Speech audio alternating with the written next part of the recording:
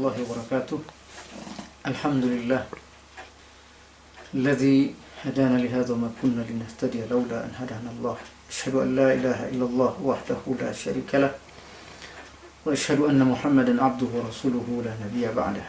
Allahumma shalli wa sallim ala sayyidina Muhammadin wa ala alihi wa sahbihi ajma'in, amma ba'd. Pemirsa Isnet TV yang dirahmati Allah Subhanahu wa taala. Pada hari ke-14 ini, mari kita melihat bagaimana kedermawanan Rasulullah SAW di bulan Ramadan. Oleh karenanya, mari kita menjadi manusia yang paling dermawan di bulan Ramadan ini. Para sahabat menyaksikan bahwa karena Rasulullah SAW ajwadun nas, bahwa Rasulullah SAW dalam hidupnya adalah manusia yang paling dermawan. Wa ajwadun nasu fi Ramadan. Tetapi ketika datang Ramadan, beliau menjadi manusia yang paling dermawan lagi bulan Ramadan. Ajwadu minar rihil mursalah. Bahkan kata para sahabat, kedermawanan Rasulullah SAW melebihi kedermawanan angin yang bertiup atau udara yang kita hirup. Saudaraku, bagaimana kita menghirup udara setiap hari? Apakah kita bayar atau gratis? Pernah Allah SWT menagih kita untuk membayar setiap hirup udara yang kita hirup, oksigen yang kita hirup? Tidak. Rasulullah SAW bahkan lebih dermawan dari hirupan oksigen sekalipun, dari udara yang bertiup sekalipun. Kenapa? Karena Rasulullah SAW ingin menampilkan, ingin menghadirkan ibadah yang bernama dermawan itu di bulan Ramadan. Saudara sekalian rahmati Allah SWT. Kenapa kita harus dermawan? Kenapa kita tidak boleh pelit? Karena orang dermawan akan beruntung dalam kehidupannya. Allah SWT berfirman dalam Al-Quran, وَمَنْ يُوكَ شُحَّ نَفْسِهِ فَأُولَٰئِكَ هُمُ الْمُفْلِحُونَ. Orang yang mampu menaklukkan rasa pelit dalam jiwanya, maka mereka lah orang-orang yang beruntung. Saudaraku, di zaman modern ini, orang yang paling disenangi oleh masyarakat adalah orang yang mau berbagi. Perusahaan yang digemari oleh penggemarnya adalah perusahaan yang banyak memberikan bonus dan seterusnya. Ini gambaran lain dari dermawan. Ini adalah gambaran lain dari mau memberi kepada orang, mau berbagi kepada orang lain. Kedermawanan tidak pernah melahirkan kerusakan. Kedermawanan tidak pernah menghasilkan keburukan. Sebaliknya, kedermawanan, kata Allah, selalu melahirkan kebahagiaan. Kedermawanan selalu melahirkan keuntungan.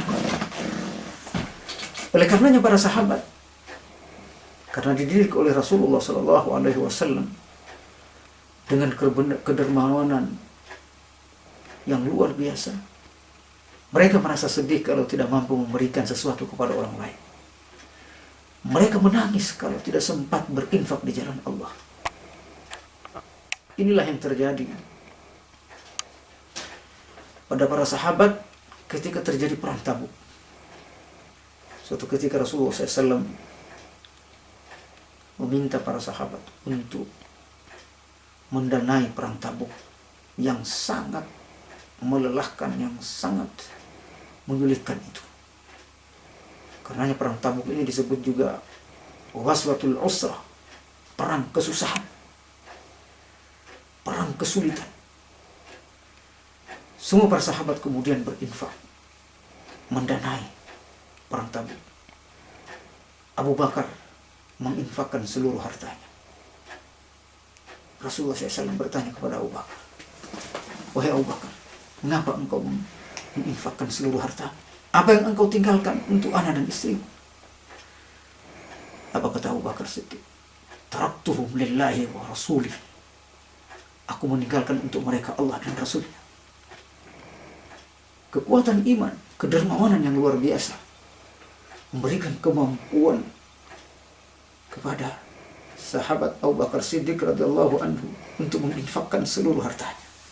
Bagaimana dengan kita? Tidak perlu semuanya. 2,5%, 5%, 10%.